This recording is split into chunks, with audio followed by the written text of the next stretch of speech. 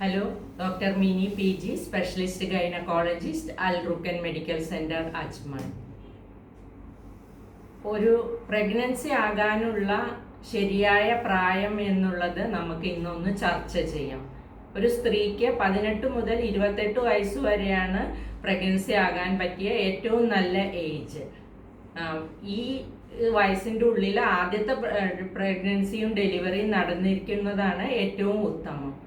ഓരോ സ്ത്രീക്കും 2 അണ്ഡാശയങ്ങളുണ്ട്. 2 അണ്ഡാശയങ്ങളിലും ഓരോ മാസമുറയിലും ഒരു എഗ്ഗാണ് വളരുന്നത്. പക്ഷെ അതിൻ്റെ കൂടെ ചെറിയ ചെറിയ ഫോളിക്കിൾസ് വളർന്ന് അത് നെക്സ്റ്റ് പീരിയഡ് ആകുമ്പോഴത്തേക്കും അതെല്ലാം ഡാമേജായി നശിച്ചു പോകുന്നുണ്ട്. അങ്ങനെ നമ്മുടെ ഓവത്തിലെ ഓരോ പീരിയഡിലും ഓവറിയിൽ കുറേ ഫോളിക്കിൾസ് നശിച്ചു പോകും. അപ്പോൾ ഏജ് കൂടുന്തോറും നമ്മുടെ ഓവറിയിൽ ഉണ്ടാകുന്ന ഫോളിക്കിളുകളുടെ എണ്ണം കുറഞ്ഞു വരും.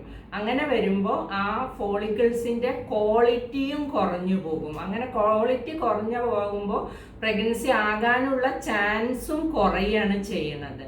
അപ്പോൾ അങ്ങനെ വരുമ്പോൾ ലേറ്റർ ഏജ് കൂടി വരുമ്പോൾ പ്രഗ്നൻസി ആകാനുള്ള ചാൻസ് കുറയും, ഇൻഫെർട്ടിലിറ്റി ചാൻസ് കൂടും. ഇൻഫെർട്ടിലിറ്റിക്ക് ട്രീറ്റ്മെൻറ്റ് എടുക്കുമ്പോൾ പ്രഗ്നൻസി ആകാനുള്ള ചാൻസ് കുറയും. ഇങ്ങനെയൊക്കെ വരുമ്പോൾ നാച്ചുറലി ഐഡിയൽ പ്രഗ്നൻ്റ് ആകേണ്ട ടൈം ഒരു 18 മുതൽ 28 വയസ്സ് വരെയാണ്. അപ്പം അതൊന്ന് ശ്രദ്ധിക്കുന്നത് നന്നായിരിക്കും. പിന്നെ ഏജ് കൂടുന്തോറും പ്രഗ്നൻസി ആയാലും മിസ്കാരേജ് ആകാനുള്ള സാധ്യത കൂടുതലാണ്. മദറിന് പ്രഷറ്, ഷുഗറൊക്കെ വരാനുള്ള ചാൻസ് കൂടുതലാണ്. ഗർഭപാത്രത്തിന് ഫൈബ്രോയിഡ്, എൻഡോമെട്രിയോസിസ്, ഒവേറിയൻ സിസ്റ്റ് ഇങ്ങനെയുള്ള കാര്യങ്ങളൊക്കെ ഉണ്ടാകാനുള്ള ചാൻസും കൂടുതലാണ്. പിന്നെ ഡെലിവറി നോർമൽ ഡെലിവറിയേക്കാളും ചിലപ്പോൾ സിസേറിയൻ ആവാനുള്ള ചാൻസും ഏജ് കൂടുന്നതുകൊണ്ട് വരാറുണ്ട്.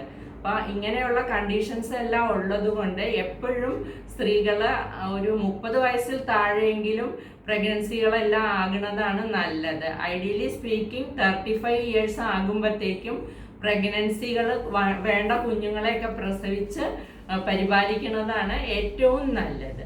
ഇനിയിപ്പോൾ അങ്ങനെയുള്ള സാഹചര്യങ്ങൾ ഇപ്പം മാറുന്ന സോഷ്യൽ വ്യവസ്ഥകളിൽ ചിലപ്പോൾ ചിലർക്ക് ജോലി, പഠിത്തം, സാമ്പത്തികം സെറ്റിലായിട്ടില്ല എന്നുള്ള പ്രോബ്ലം ഇങ്ങനെയെല്ലാം ആലോചിച്ച് കുറേ സ്ത്രീകൾ പ്രഗ്നൻസി ആകുന്നത് പോസ്റ്റ്പോൺ ചെയ്യാറുണ്ട്.